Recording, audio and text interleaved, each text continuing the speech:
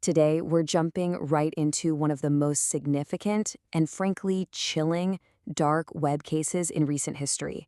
We're going to break down the anatomy of how Peter Scully's global criminal enterprise was finally taken down.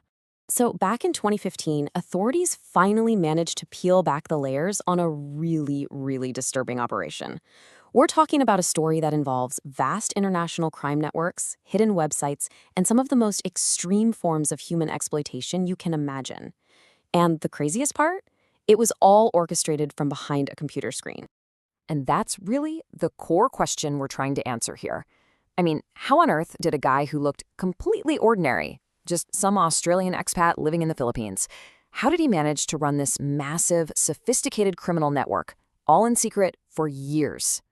Okay, so to really get how this all worked, you first have to understand the man himself. You've got the public face he showed everyone, and then you have the criminal he was, hiding right there in plain sight. It's truly a story of two faces. So Peter Scully, he was born in Australia back in 1963. And what's really key here is that his criminal activities didn't just pop up out of nowhere on the dark web. Nope. Even before 2011, he was already in hot water for financial fraud back home. So what does he do? In 2011, he picks up and moves to Davao City in the Philippines. And for the next 4 years, he just blended in. To everyone around him, he was just another expat living a quiet, totally ordinary life. But beneath that ordinary facade was something so much darker. A hidden criminal enterprise that literally stretched across the entire globe. All right, just so we're all on the same page, let's do a quick primer here. This whole operation was built on the dark web. If you're not familiar, just think of it as this hidden part of the internet. You need special software just to access it, and its main selling point, and the reason criminals love it, is anonymity. Now, this wasn't some random, chaotic thing. Oh no. When investigators dug in, they found that Scully was running a highly structured commercial enterprise. It was literally a business set up with a pay-per-view model. Customers from all over were paying for access to his absolutely horrific content. And the way he set it up was, well, it was chillingly simple, but also brutally effective.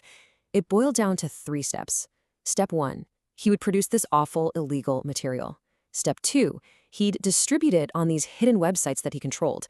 And then step 3, he'd cash in, charging a global customer base to see it. The sheer scale and horror of his crimes really exploded into the public consciousness, and it was largely because of one specific piece of content. A video called Daisy's Destruction became infamous, a real focal point for the international media, and it just brought this massive, horrified spotlight onto the case. So all of that media attention, you combine that with some incredibly dedicated police work, and that's what leads us to the next chapter, the international takedown. And let's be clear, this was way too big for any single country to handle on its own. The big breakthrough finally came in 2015.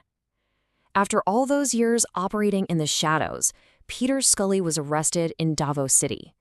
And just like that, his entire criminal network started to fall apart.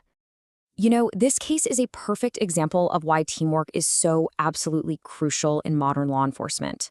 You had the Philippine authorities leading the charge on the ground, making the arrest.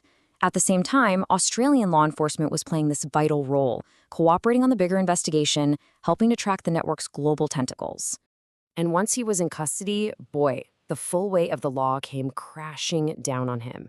The list of charges was just staggering.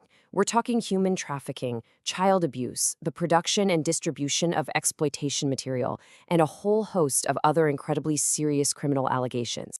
Okay, so that brings us to the final chapter of the case itself, the verdict.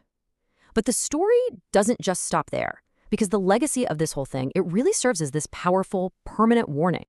So in 2018, a court in the Philippines handed down its verdict. The sentence? Life imprisonment.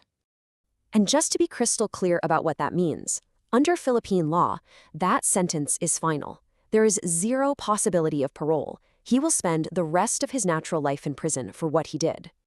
So when you step back and look at it, why does this case matter so much? Well, for one, it ripped the cover off the very real dangers of these hidden online criminal networks. It was also just a tragic, gut-wrenching example of how technology can be twisted for the most horrific purposes. But, and this is the hopeful part, it also proved that when law enforcement agencies across the globe work together, they absolutely can dismantle these borderless operations.